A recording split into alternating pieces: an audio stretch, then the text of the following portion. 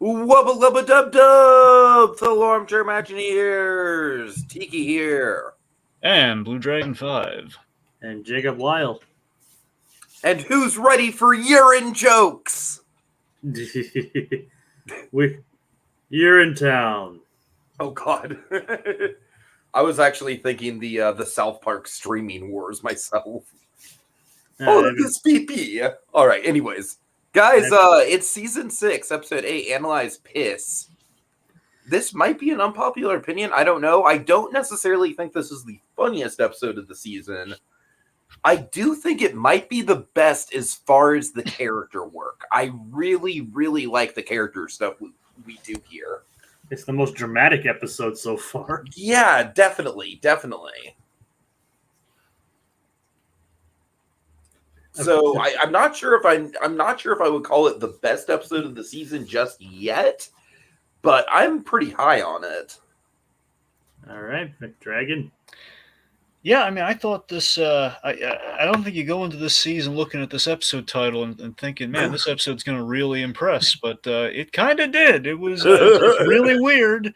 It's out there. But it's a really good episode. I will admit, it's definitely better than I was expecting with an episode titled "Analyze Piss." So. Yeah. I wanted this not. I knew what the parody of the title was because I love the movie Analyze This, but that's one I need to check out. You really do. It's plus Ramus directed that. But anyway, so yeah. It's like, no, I'm pretty positive on this one too. It's like there's some things like there's some parts of the episode that carried on a bit too long, like they were definitely padding for time. But like overall, I really did enjoy this episode. I did enjoy it more than I thought I would. I do think they double dipped on something though. I think they pulled from Solar Opposites on this one, and I don't know how coincidental it was or how perhaps it's just useless and I don't really care. They double dipped on the Green Lantern parody. Yeah, a little bit. I can see that. Yeah. That's the main quibble I have with it, but again, I'm with Tiki in terms I really like the character depths that we did reach oddly in this episode. So with that in mind, we start things off, of course, with a big surprise cameo. Jacob's favorite. It's like who is he and what does he do? Mr. Nimbus. He calls the police. No, it's like he controls the police, right? He controls the police. He's Mr. Nimbus. He controls the police. Oh, controls the police.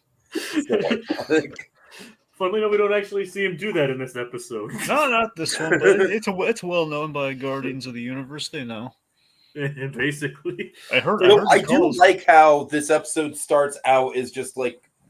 Dragon, how great was the line about I'm not gonna fight these D-grade supervillains. I'm not the fucking Tick.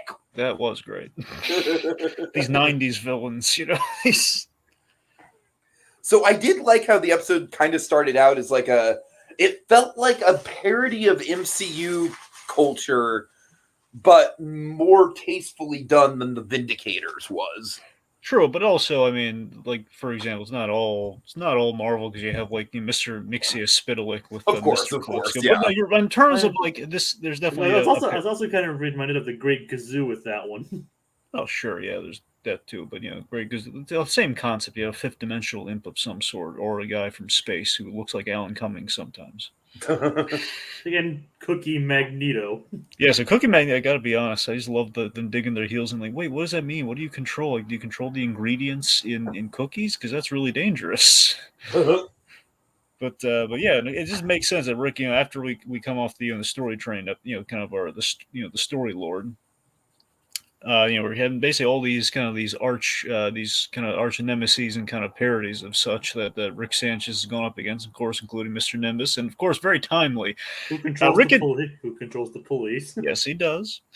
Rick and Morty, they've been really digging their heels in with the MCU and poking fun at it and kind of taking their shots. And of course, it's very timely that we have Mr. Nimbus come back and there's being a big battle right after Black Panther Wakanda. And I knew they were going to have a break in the season this time, so yeah, I don't think that's coincidental. So I do like how the first part of the episode is basically just the gimmick of all these ridiculous supervillains and Rick just kind of powering through them, and then via the Doctor Wong.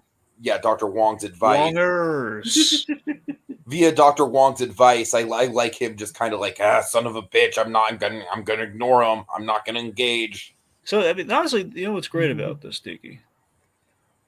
Yeah. It's the fact that again, it's kind of Rick breaking the cycle, which again is kind of it's almost like the Charles Schultzian thing with like if Charlie never gets better, it kind of kills the character. So this kind of like challenges that notion there, where it's like kind of Dan Harmon very much putting a lot of himself into the Rick character and sort of like the recovery process in terms of, okay, well, if you want to end the cycle, well, you got to at least attempt it. So like, don't engage. So he's not engaging. He's like, I'm not going to play into the keeping the cycle going on and on and on, and wacky villains and portals and wubble up a dub dubs, and he's growing out of it. He's a big man. But you know who does engage? Jerry Watch 2022. So it's the season of Jerry, guys. It really is. Much like the seasons changing, there's also a Jerry in the mix. Yes. So, Dragon, thoughts? So, Jerry. Yet again, at the same time where Jerry kind of takes, it's very much like it's like a step forward, 2 steps back to a degree with Jerry this time. This time it's more of a 2 steps forward, 1 step back. Sure. Well, okay. Is the fact that Jerry, it's like, hey, he's inserting himself when he doesn't need to, and it's like, hey, he gets into the whole flamingo dad thing, in which we have a very drawn out and realistic. I love the timing on this. The fact is like a very drawn out, realistic neighborhood brawl. It's kind of a little nobody-esque, one could say, without the style though, without the action, without 2 people actually know how to fight. I feel like it was just the right amount of pathetic for Jerry. I mean, that's the thing, though. It's like there's a step forward, like, okay, Jerry's asserting himself, and then he's like, oh man, he's doing like the pathetic little girly slap. But you know what, Dragon? He's trying though. He's trying. He's not. That's what I'm saying. That's what I'm saying. Overnight, I'm just saying you're right though. That's where you give it credit, and then of course by the end, he lucks into genociding the whole planet, but he lucked out because it was all Hitler's. Oh God. We'll get there. and then obviously then what we have later on where it's like he goes full Jerry again, like, oh, and he's full Jerry. Okay, well, I guess by the end of this episode, I'm like, it is a 2 steps forward, 1 step back kind of thing with the end. Yeah, I can see that's what I'm saying. Where it's like, you know what, we're making progress, and it's like, there we go. So Jerry kind of had me for a brief moment, and then I was like, "Wait a minute, are we doing little Cronenberg Jerry here?" And then, nope. I mean, I got to admit, him just sticking up for Summer that hard is maybe one of his most badass moments ever. Yeah. Even if his fighting skills are a little pathetic, he got his hands dirty. I'll give him that. And he got his entire body dirty. Well, that's what I mean. But okay, so let's talk about Pissmaster. Man. Actually, I kind of want to talk about like kind of a funny line he mentioned to Rick. I'm sorry. Go ahead, Jacob. By all means, take the floor. Where he mentioned like. You went to therapy without turning into a pickle or a housefly. But again, it was mainly to rant at the therapist. It was mainly he was kind of like trying to get therapy without. I think every time the therapist enters the season or enters an episode, there's got to be like some kind of like wink to the audience of like, yeah, we know you don't necessarily like her. We know that a certain subset of the audience really has some problems with this character. Really? Is that I never really heard what is the consensus on Pickle Rick hate anyway? Jacob, do you know about this? Because I know you're a big Pickle Rick fan, and I'm kind of in the middle with it. I think it's okay. But there's a subset of people who think that Pickle Rick is just the worst episode of the season. I've never heard anything negative about Pickle Rick, to be honest. Let's see. That was in season 3, right? Yeah, season 3. Like right. I want to reiterate. Like I don't think Pickle Rick is like an amazing episode. I don't think it's like the worst episode ever or anything. All right, I'm going to look at the other episodes in that season and see. Let's see. There's the Rick Shank Redemption. Okay, Rick Mansing the Stone. I mean, just off the top of my head, the stupid Mad Max parody was a lot like that. I don't know. Like, but I guess Pickle Rick was a weird episode, but at least it was ambitious. Anyways, that was the season with Vindicators. Yeah. Oh God, right? Yeah, case in point. Which seemingly did not get the vindication it seems it probably should have gotten. So heck, and all of that. There's worse evidence. I mean, and obviously, it all boils down to personal opinion. But Well, I mean, and but even what I that was is, getting at though is I do think that most people who have a problem with the episode have a problem with the fact that like Dr. Wong basically sits down and has that big monologue psychoanalyzing Rick's character, and it was almost kind of like, all right, well, kind of talking down a little bit, but It's the anti-hero dilemma. It's the dilemma right, of if you right, want, yeah, if you call out your anti-hero in the show, unless you're a really clever writer, like right, like our dear fellows in the Albuquerque verse, you're going to run out of material there in terms of like, wait a minute, we've just called Rick out. How are we going to keep on going without really having to? We've written ourselves into a corner here, exactly. So and anyway, it seems like Dr. Wong has been the poster child for like, we called out Rick, but that's the thing. This episode does kind of counteract that by saying like, hey, I got to admit, I think that Dr. Wong, like just generally speaking, is on her A game as a therapist this episode. She really is. Yeah.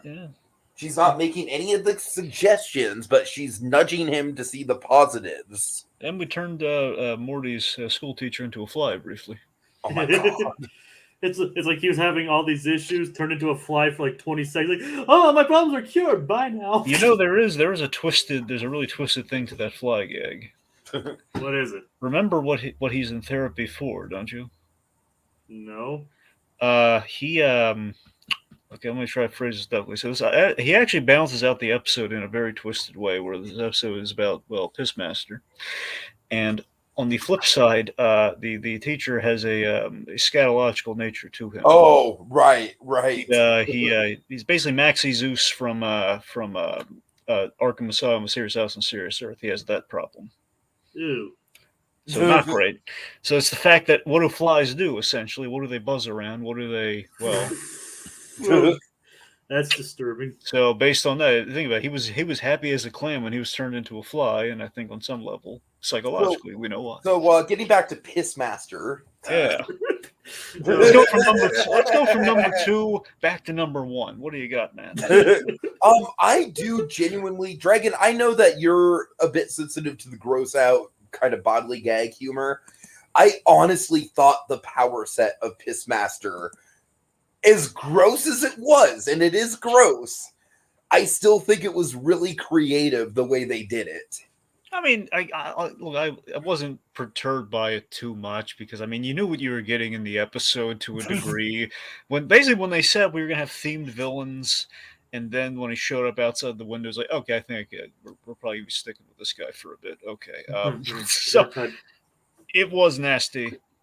But by the same token... Imagine if Pissmaster tried to threaten Sweetums rose bushes.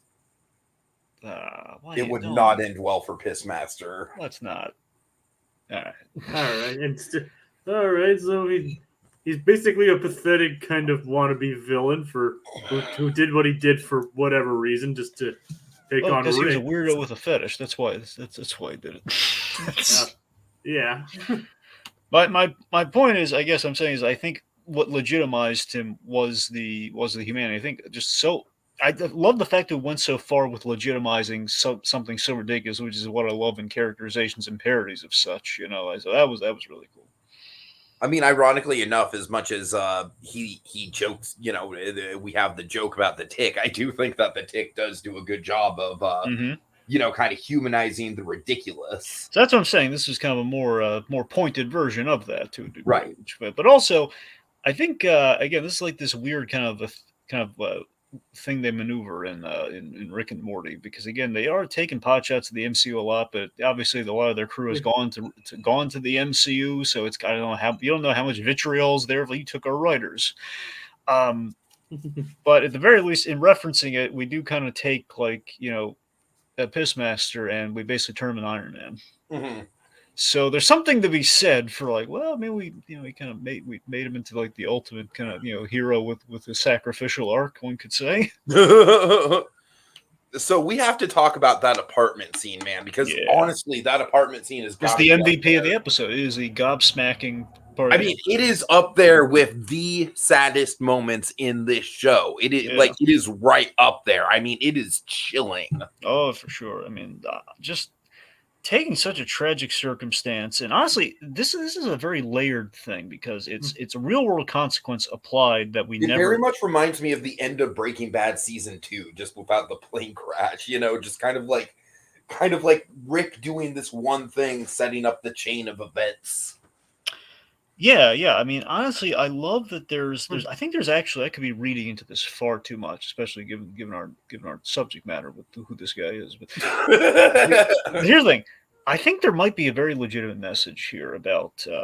I'm sorry, but we just have to acknowledge before we go any further, we're about to break down and analyze why the death of a character named Pissmaster might be the most dramatic thing that Rick and Morty has ever pulled off. Yeah, that's it. Yes. We just need to savor that like a fine wine. We just need to. Well, maybe fine wine is not the most operative comparison. Yeah, we don't want to taste this stuff when it's aged. Oh God. Anyway, let me see if I can get back on point here. Bring the gravitas back. All right, so I think there's a legit message here that I think Harmon in his life has kind of dealt with. I think on some level, not to this degree, obviously, not to like the Beastmaster dying. He's very open about his struggles with depression, though. Yeah, well, that's what I'm saying. But even more so, I mean, Harmon did kind of the impossible. He was kind of called out, and then he came back from it by putting the work and everything. So I think there's a little bit of that here, where it's the message of how we since the Me Too of it all and everything, how we vilify flawed people tremendously. We vilify them if there's a chink in the armor or something has happened, or basically if people have made mistakes or done bad things, and it's very much like lock them away, kill them, or like make them feel so bad themselves. Something like this would happen versus a shot at redemption or an understanding or allowing them a chance to rehabilitate or kind of heal and such. Yeah. So I'm saying I think there's like kind of a message about that here. It's like one small misdeed can undo an entire lifetime of the good someone's done. Exactly. Well, in this, yes, but also it's the fact of like in everyday life, we always like, for example, a guy cut you off in traffic, right? Mm-hmm. Yeah. Guy cut you off in traffic. You're thinking, oh, what an a-hole! Like, what's that? F that guy. But that guy, he might be racing to a job interview. He might be racing to pick his wife up from the hospital. You don't know what's going on. Yeah. And it's that sort of thing here, where it's like it's the domino effect of just this guy. Like Jerry made him feel bad about himself, and he did do so. He did something. He was apologetic about it when obviously it failed miserably. And it's the consequence of this guy who's just felt so bad about everything. His life and his daughter called him out. He was gonna, to be fair, this master didn't go away when Jerry told him to go away. I mean, true, yeah. That's what I'm saying. You're right. So he absolutely did make a mistake, but it's just that you never think about this. There's something. Yeah, he's the bad guy. He did something bad, but it's like, who's the bad guy now, Flash? Okay, not the time. But I'm sorry.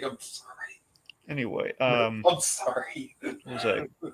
Regardless, it's the fact that this guy, you never. It's almost like you never see what happens after happily ever after in a story. What happens after the villain gets his comeuppance? Like this kind of thing, Megamind built a whole movie out of. What happens after the villain gets defeated so many times? Where do you go next? Where this guy didn't go so well in the modern climate. This guy, something like this happens, especially if he has a very gross, somewhat perverted power like this. It's like what he said about Summer, which again, I want to emphasize, like his actual power set, for as genuinely gross as it is. Yeah, I think they did a good job visually showcasing how it. Again, they turned him from a weirdo to Iron Man. Like essentially, and. Let's talk about like what Rick did. Is he actually like consoled Pissmaster's daughter to make sure everything was okay. That was the best part of the episode. Like the whole thing about like if something happened to you, I'd never forgive myself. I'd always wait. Oh, that cut. And obviously there are parallels to Rick getting a second bite at the apple with Beth there to a degree.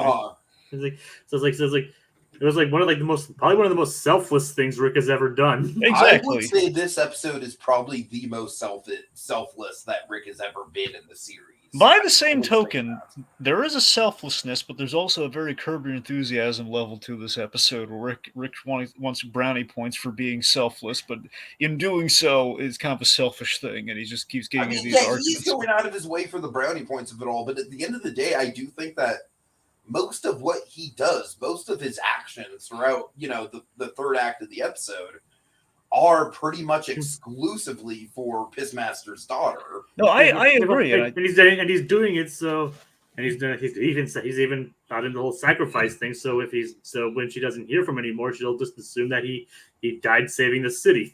Right. Mm-hmm. So yeah, that's great. But I love just like this whole runner through the episode where he's just like, no, I'm not getting involved. I'm ignoring this. Is not going to go well. And they're all chewing him out. Very Curb Your Enthusiasm. Like particularly the ending where it's like, hey, why did you tell me? Well, I didn't. You weren't supposed to tell anyone else. It's just the whole the social graces being. I think that was also like a little bit of character development on Morty's point of view because if you think about it, Morty was way more prevalent in last season than he was this season. This season, he's still there, but he's kind of taking a back seat in certain episodes, this one included. And I think that in earlier seasons, Morty definitely would have kept that shit to himself. But now it's like he doesn't even miss a beat before it's all out in the open with the family. I think Morty. He just basically was like, it's like, you don't want me to tell them? Well, I'm going to tell them. I think Morty really.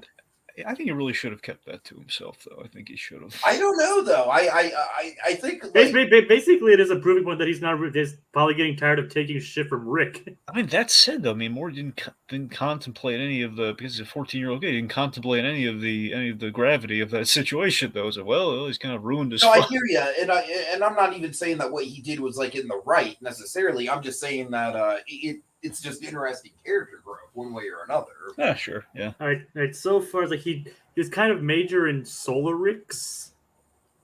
I mean, let's see. Obviously, a Rick and Morty lived. He was obviously a major character there. Well, he was kind of numerously the major character there, but yes. Yeah, like he was like every major character. That's what I'm saying. Everyone but the Die Hard subplot, that was Morty. Let's see. Bethic Twinstinct, he wasn't in much of that one. Yeah, except for just the kids being disturbed by the situation. I saw Mommy not kissing Santa Claus, but her son. Yep. Like I said, I'm still proud of the description I wrote for that one. It's like taking you do you to its literal logical extreme. Yeah. Nice. Night Family. He was. Hey, that was more of like an ensemble. That was more of an ensemble, and if anything, Jerry was kind of the lead, like Jerry and Summer. Yeah, Summer was like the leader of the Night Families. Let's see, Final Destination. He was minor in that. That was more Rick and Jerry one. Yeah. Let's see, Jurassic Mort. I guess Morty kind of had a major part in that. Yeah, it was a co-starring role, but But yeah, Full Meta Jack Rick. I mean, those are really like basically. Like in less than almost about half of them so far, he's had a major part. The others, he had been kind of in a backseat. All right. Anyway, but yeah, it's like, should we move on with our whole Rick being selfless thing, or move on to like the rest of it? Should we talk about Hitler? Yeah, we should like don't take that out of context. They all have tiny mustaches. Like just drag all of them. It's like so drag it to so let's talk about Hitler. No, I said should we talk about Hitler? I know, but still, just don't take that out of context.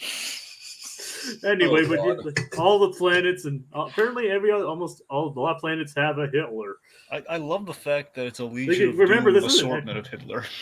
Yeah, remember, like, was there a Snake Hitler in this? Because remember in like one of the other time travel episodes, there was like one where they all went back in time to kill Snake Hitler. Well, also remember there's an Abraham Hitler. Oh God. Yeah. And then Jerry used his device, the laser that kills everyone, and they hope there's no one else on the planet. Yes, the nuclear disruptor, which essentially is a planet-killing Mega Man gun. Yeah. So I do really appreciate the the character work with Jerry here, where he is basically at the highest point that he has ever been in this show. Yeah. As far as like he has literally killed a whole planet full of Hitlers, saving countless billions of lives. Not just Hitler's, hilarious Hitlers. So, like, I love how it's very much just kind of like the rise and, like, you know, the fall is frustrating, but... Dragon, the term you're looking for is hilarious. Yeah. Was that a forced laugh? No, that was actually pretty funny. All right, fair. Okay. Good. No, I was just saying the fact we have the Gorilla Grodd with a Hitler mustache and like the Riddler. Yes. Adolf Riddler. Adolf Riddler.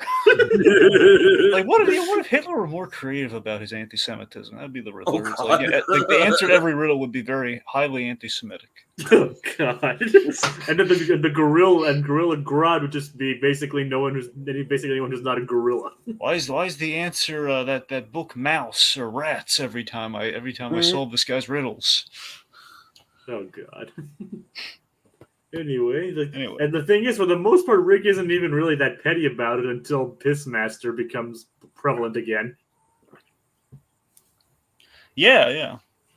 It's like he doesn't. I mean, usually, like he doesn't let it go to his head as much or as quickly as he would have in the past. Yeah, not as quickly because things are coming up Millhouse for him. But then again, so the Guardians kind of are filling for the Guardians of the Universe, the Guardians of the Orb, whatever. These guys, again, it feels a lot like the Silver Cops from Solar Opposites, in which they basically it's very Green Lantern-esque meets the Silver Surfer. They eat like a little metal coin. They get like a metal coating. Our orb would be sticky to you, Rick Sanchez. So yeah, like the sticky thing is honestly literally it has like the silvery kind of like stick thing. So it looks similar, but then again we kind of channel through a suit, so it kind of makes it. I don't know, but the point being, having two very kind of Green Lantern organizations feels from another Roiland product. It feels a little odd. I think they were kind of the weak point of the episode for me. They just didn't really they felt almost. We needed a reason for Jerry to be overpowered, so let's give him a Green Lantern ring fill-in. So that's very much what it felt. It's basically like Green Lantern meets Iron Man. Well, yeah, but thanks to Rick, I guess I feel like their presence kind of like. I don't know. I feel like they very much had the same vibe as the dinosaurs from a couple episodes which ago. Doesn't help either. Is the fact that they did those guys. So it is kind of a. Yeah. They're definitely the weak point of the episode for sure. It is really fun. I mean, but to the episode's credit, they weren't in much of it. No, they're not. They're not. Yeah, it is really cool how we have like Jerry in the armor, much like he was in the opening. So we kind of like literally timed up to that. Like, why is my dad in an Iron Man suit? Well, there we go. Well, there's your answer, Morty. Maybe we'll find out why Morty's butter. we very well might. He's like, why am I butter? It's like, maybe we'll find out in 9 or 10. We go to a sentient Denny's planet. Oh God, yes. By the way, Denny, I'm just gonna get this random little thing in there. Denny's has gone downhill tremendously. You know what's funny is that there was a Denny's in my town that closed during COVID, and they just reopened. Yeah, is that what happened with you too? I mean, I think so. Yeah, I actually also have a very weird story pertaining to my family's visit to Denny's. Yeah, it's like it's like basically there was one in our I don't know exactly where we visited them. I think one was in our hometown and one was in when we were on vacation or something. But shortly after we visited them, each one of them burnt down. You and these curses, man. I don't know what keeps happening. But yeah, I tell you though, Denny's is nowhere near the national institution that it used to be. And that's no longer where Santa Clauses go to get their. Yeah, right. I know. Thing. Yeah. Every time I think of Denny's, I think of that gag from the Santa Claus. I think the Santa Claus has just instilled a generation of kids. If that's not good product placement, I don't know what is, man. That thing. Honestly, I went to Denny's purely for that gag because I kept thinking, you know what? I'm actually going to go to Denny's to see how it still stacks up, and it did not. Yeah, their food wasn't bad. How inviting! I know we're getting a little bit of a Denny's tangent here, but real quick, how inviting did Denny's look in the Santa Claus? Right?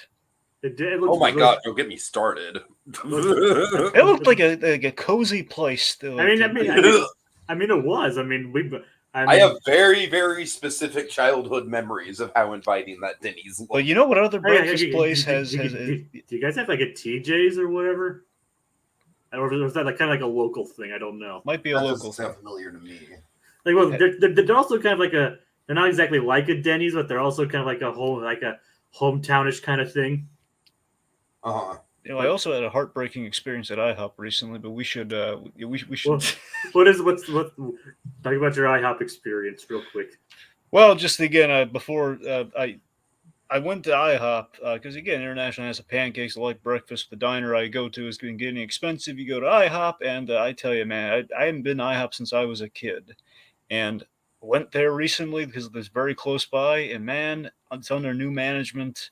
It is terrible breakfast experience. I mean, admittedly, I missed the sign where I could have gotten more pancakes, but the fact they start you off like a very small stack of pancakes and the bacon was it was an embarrassment. I hear from what I've heard, it like depends on like where you go and when you go. Exactly. So maybe that was it, but it was, and the servers were not peppy. I didn't like it. It's like if it's like sometimes like if it's like late at night or something like that, it's actually really good. I mean, they're like apparently there are secrets to when and where to go on with to IHOP. Should not be that way. So, do y'all have any stories about Red Robin you'd like to share? I mean, no. I mean, I just like them. I mean, nothing. I mean, I've been there a couple times for my birthday, but honestly, Red Robin always drives me nuts that we, for a brief time, we renamed Tim Drake Red Robin. This feels like why on earth did we? Okay. I wasn't serious. We need to cut. I know. Well, why'd you bring it up then? It was a joke. I mean, all right. Anyway, getting back on point. Okay, getting back on. I mean, what about Panda Express? Not now. Considering there's a Panda Express, it's just a couple episodes ago. All right, let's talk about that rush hour. So we have the Panda Express, and now we're going to move on from that. So I had a really good experience with Panda Express. Not now. Hey, you're the one who brought up all the Denny's stuff. Yeah. I had like a 6-hour layover, and it was the one thing that was open. It's just the one option. I was like, you know what? If this is my one option, it's not a bad one option. Anyway. All right. So where were we? How about like? Okay, so where should we continue on this? All right, let's see. So again, we've killed Hitler. Isn't that what led to this conversation somehow? Well, we always have to kill Hitler with any conversation. Otherwise, you have to add the plural, Dragon. We killed Hitlers. You're right. A planet of Hitlers. We killed the Hitler. You know, the Hitler convention. The Nazi convention of intergalactic. The YouTube monetization would just be going off the charts right now about like, no, delisted. Well, I mean, I think we might have lost. And kind of already lost it when we titled this "Analyze Piss." Yeah. Oh God! Should we talk about our sponsors, Mitsubishi? Yes, Mitsubishi. I've heard of them. I love the sentient Mitsubishi spaceship just dumping it. Man, you do not represent Mitsubishi, or you do not deserve Mitsubishi, and it just drove off. Like I do remember Mitsubishi being a thing. I mean, like I don't think they make is it just that it went out of the automotive business, or because I think they still do other things too. I might be confusing them for someone else. So we have like a city of orphans. Yes. Oh my God. I want to emphasize again, I am only 8 years old. I have no idea what I'm doing.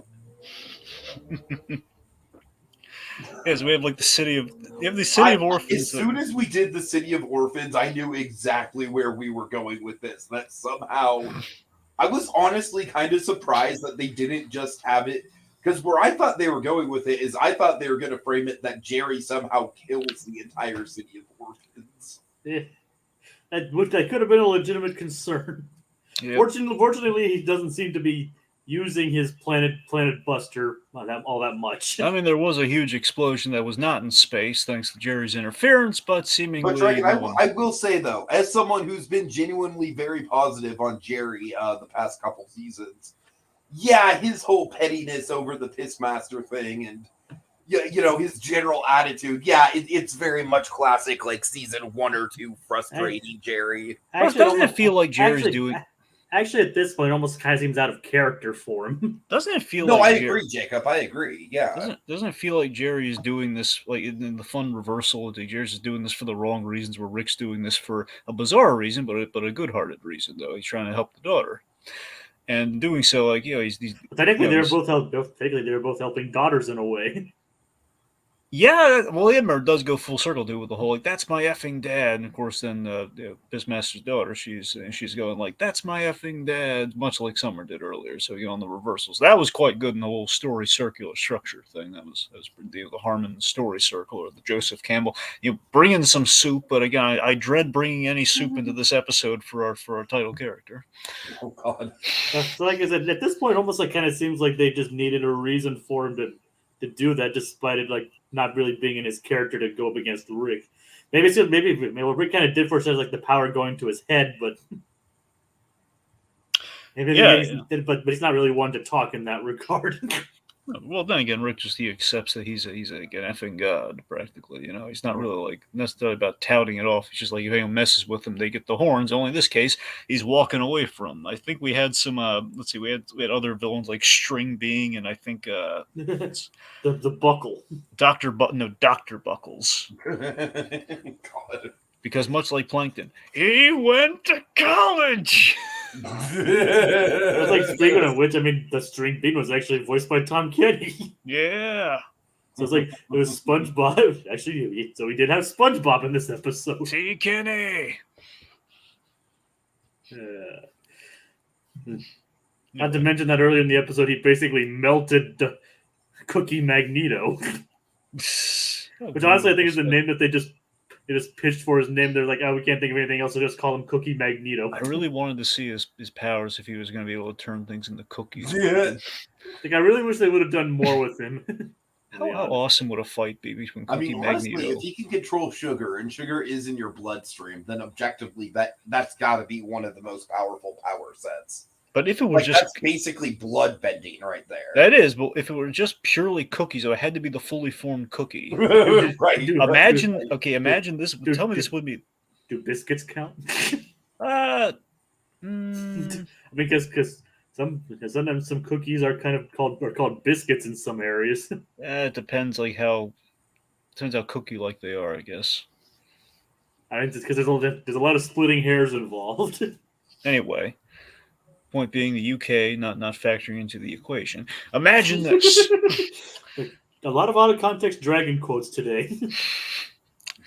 Imagine if you had Cookie Magneto fighting a kaiju version of the Cookie Monster.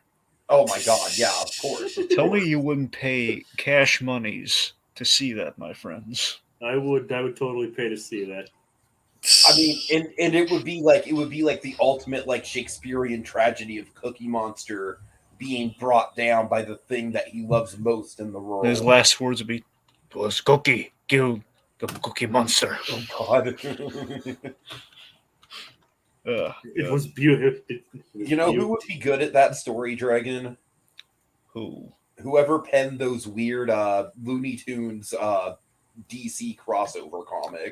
Yes. Though, there's multiple writers, so I don't know if we can. Like Tom King would be the much dramatic. But I could see something like that done in that kind of general tone. The Elmer Fudd one was actually really good. It was. That was one is genuinely amazing. The Elmer Fudd one was the Tom King one.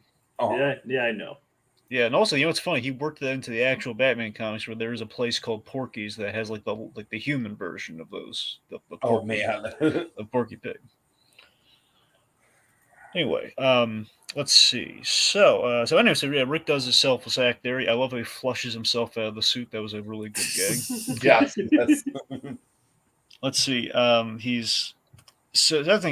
Basically, he's initially hiding the suicide from Jerry, and he basically, seemingly, he has done something nice for Jerry. We sort of all like jumping down Jerry's there. Come on, Jerry! He did that for you. So you get a win. That's why he let you kick the crap out of him somehow. Like, wasn't he an alien? It's like, no, he avatared it. They just believe whatever Rick says. There is a little bit of a plot hole here at the end, okay? What? So the family all believes that Rick was Pissmaster, right? Yeah.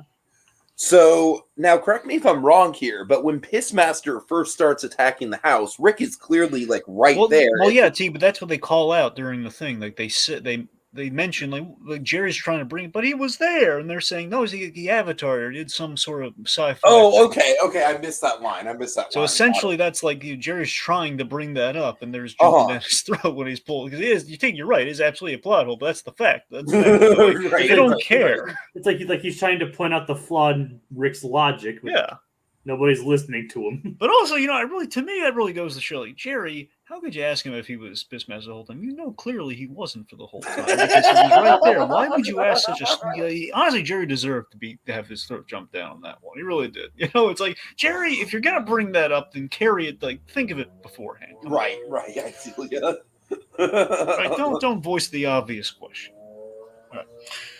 Anyway, but then Rick wants to get the whole suicide off his Pissmaster suicide off his. That's such a weird thing to say. Pissmaster suicide. Yeah, he wants to get that off his chest, Jacob. Yeah. I mean, I know it's just a weird combination of words. Someone bring him the sponge. Yeah. Like Pissmaster suicide, so he can find. Well, give me a stream, Mr. Pissmaster. Sorry. And then he thinks he could be able to confide in Morty, which turns out to be a big mistake. Yeah. And then they're like, "What the heck, Rick?" And basically, just 5 seconds ago, they were all like, "Yeah, way to go, Rick." And then they're like, "Oh, what the hell, Rick?" Yep, way to go, Rick. Yeah, technically, it is Rick's fault. Yeah. All right, so do you remember what the last line of the episode is with that Jerry says? Yeah, so we know what it is. Yeah, oh my god, it's a way to sum it up in the most ridiculous of terms. All right. Yeah. All right, so then we have our ending with the council of the Orb Guardians, and they're looking for new members, and they happen upon. We will not be recruiting Scarlett Johansson. But it's like their next idea is Mr. Nimbus. I hear he controls the police. Police. Oh, well, I was laughing so hard at that line. I hear he controls the police. That's great that they brought that back. Yeah. Basically, I saw my message. I didn't even know if I was going to come on board for this episode before I even watched it. Mm-hmm. When I saw Mr. Nimbus, I was like, okay, I'm coming back now. Yeah. It'd be great if go on. Sorry, if in the future you have a setup where you just have cops randomly, and then you have like the dramatic reveal, like, wait a minute, there's a cop here. That can only mean Mr. Nimbus. He's around. He's involved. Imagine like a whole police conspiracy episode where it's like, there's like a cop thing. It's like, wait a minute, I know why you're doing these things. Where is he? Where is he? I know he's pulling your effing strings. Who are you talking about? The guy in the Speedo. Where is he? And Mr. Nimbus controlling the police ultimately becomes like the end game threat of the whole show. Yep. Like the thing is, does he just control Earth police, or can he control like anything that's considered a police force? Well, if it's like a season, if it's like a series-ending threat, it'd have to be like the entire galactic police force. Here's right? the thing. Mr. Nimbus controls the police, but there's the real question: who controls Mr. Nimbus? Here's the thing. Well, currently, as far as we know, Mr. Nimbus controls Mr. Nimbus. Well, so far, but what if it's the Rickus Rick? That's a good theory. That's a good theory. Yeah, it's the Rickus Rick, or it's Evil Morty, or someone. Evil. What if they're all the same person? Bum bum bum. But anyway, like they consider Mr. Nimbus, but like basically saying like we tried contacting, but I just learned that he's too busy right now. And like we're pressed for time. And we're not busy. Yeah, and we're not busy. I love that. This is a very relatable. Like, wait, he's busy. We're not busy. Right. Oh God. Yeah. Mr. Nimbus should join them. It's like, wonder if he could control them, considering they're kind of It would police. be great if Mr. Nimbus had like about as much of a role in this show as like a Space Beth or something. You know, like showing up like maybe like 2 or 3 episodes a season. Well, imagine how much that would mess with Rick if Space Beth ended up with Mr. Nimbus. Oh my god! I wonder if he could control the people in this episode, considering they're kind of the police.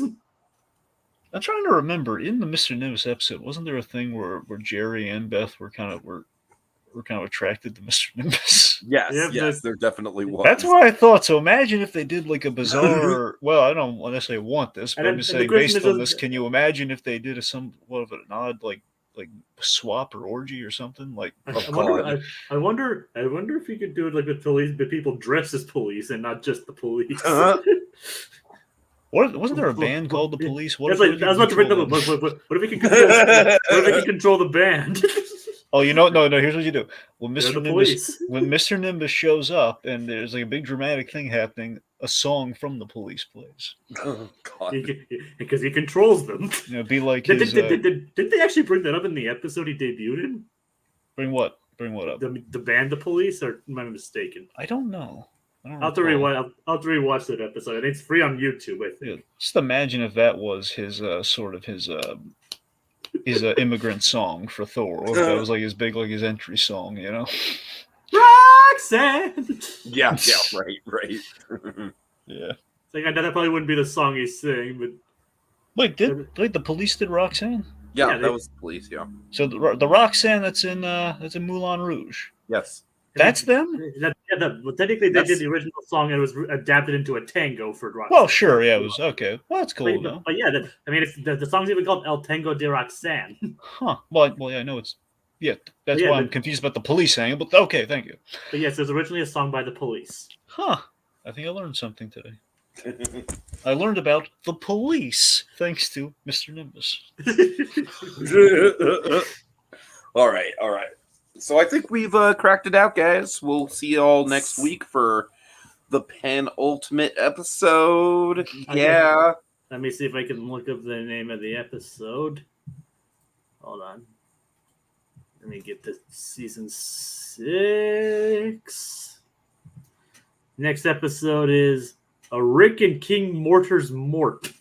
And the final episode would be Rictional Mort Poon's Rickmas Mortcation.